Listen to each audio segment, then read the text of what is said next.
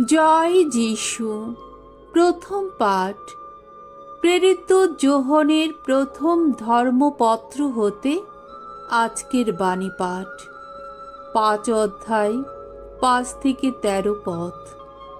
যিশু যে ঈশ্বর পুত্র, জল, রক্ত ও পবিত্র আত্মা এই তিনে মিলে একই সাক্ষ্য দেয়।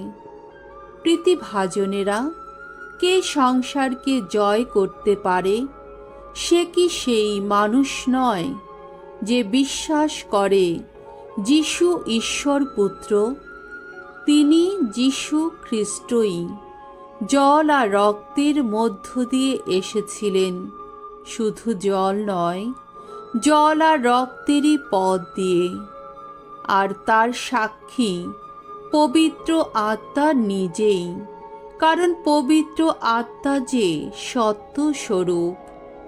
তাহলে দেখা যাচ্ছে এখানে 3 সাক্ষী রয়েছে: আত্মা, জল আর রক্ত। আর এই তিনে মিলে একই সাক্ষ্য দিচ্ছে। মানুষের সাক্ষ্য আমরা তো গ্রহণ করেই থাকি, কিন্তু ঈশ্বরের সাক্ষ্য নিশ্চয়ই আরও প্রামাণ্য। আর ঈশ্বরের সাক্ষ্য তো এই, তিনি সাক্ষ্য দিয়েছেন তার পুত্রেরই সপক্ষে। তাই ঈশ্বর পুত্রের প্রতি যার বিশ্বাস আছে, এই সাক্ষ্য তার অন্তরে গেঁথেই থাকে। কিন্তু ঈশ্বরকে যে বিশ্বাস করে না, সে তাকে মিথ্যাবাদী বানিয়ে তোলে। কারণ ঈশ্বর আপন পুত্রের সপক্ষে যে সাক্ষ্য দিয়েছেন, সে তা বিশ্বাস করতে চায় না।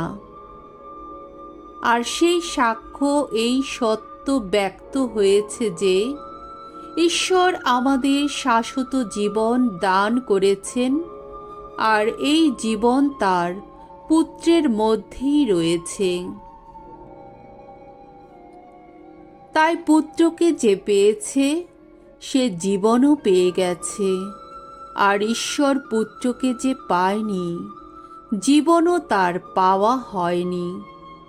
আমি তোমাদের কাছে এই সব কথা লিখলাম, যাতে তোমরা বুঝতে পারো যে তোমরা যারা ঈশ্বর পুত্রের প্রতি বিশ্বাস রাখছ, তারা শাশ্বত জীবন পেয়েই গেছ। প্রভুর বাণী। ঈশ্বরকে ধন্যবাদ। সাম সঙ্গীত 147 অধ্যায় 12 থেকে 15 পদ, 19 থেকে 20 পদ। ধূপ। প্রভুর ভক্তজন, গাও তোমরা প্রভুর জয়গাথা। জেরুসালেম, ভগবানের গুণগান করো। সিয়ন নগরী, তোমার ঈশ্বরের স্তুতিগান করো। তিনি সুদৃঢ় করে দিয়েছেন তোমার যত দ্বারের অর্গল। তোমার কোলের যত সন্তানকে আশীষ ধন্য করেছেন তিনি। সুখ শান্তি এনেছেন তিনি তোমার চতুর্সীমানায়। সেরা গমের ফসলে তোমার ক্ষুধা মিটিয়ে দেন তিনি।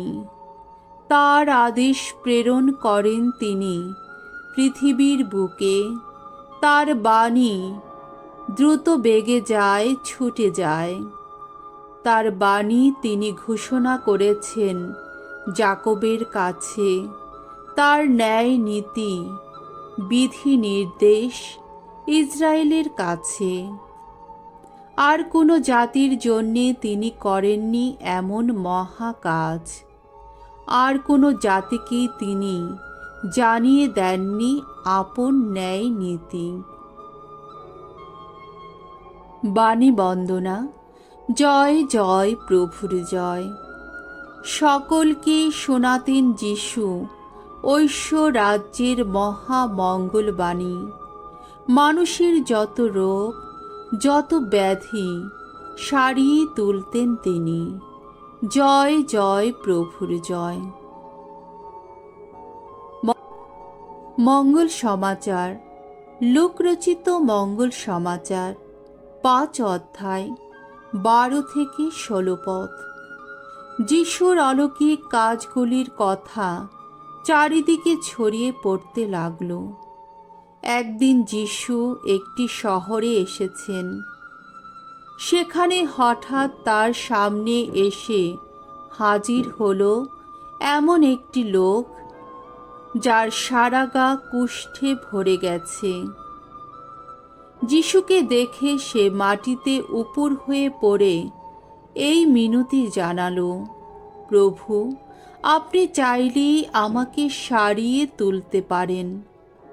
হাত বাড়িয়ে যিশু তাকে স্পর্শ করে বললেন, তাই চাই আমি, তুমি সেরেই ওঠো। আর তখনই তার কুষ্ঠরোগ দূর হয়ে গেল। তখন যিশু তাকে এ ব্যাপারে কাউকেই কোনো কিছু বলতে নিষেধ করলেন।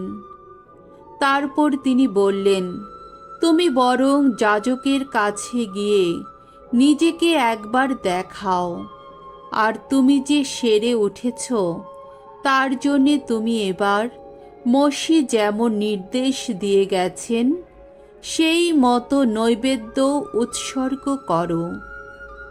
সবাই জানুক তুমি এখন রোগ মুক্ত। কিন্তু তবুও তার এই সব কাজের কথা চারিদিকে আরও ছড়িয়ে পড়তে লাগল। ফলে বহু লোক তার উপদেশ শোনবার জন্যে আর রোগ মুক্ত হবার জন্যে তার কাছে এসে ভিড় করতে লাগল। তিনি কিন্তু তখনও কোনো না কোনো নির্জন জায়গায় চলে যেতেন, সেখানে গিয়ে প্রার্থনা করতেন। প্রভুর মঙ্গলময় বাণী। খ্রিস্ট প্রভু তোমার প্রশংসা হোক।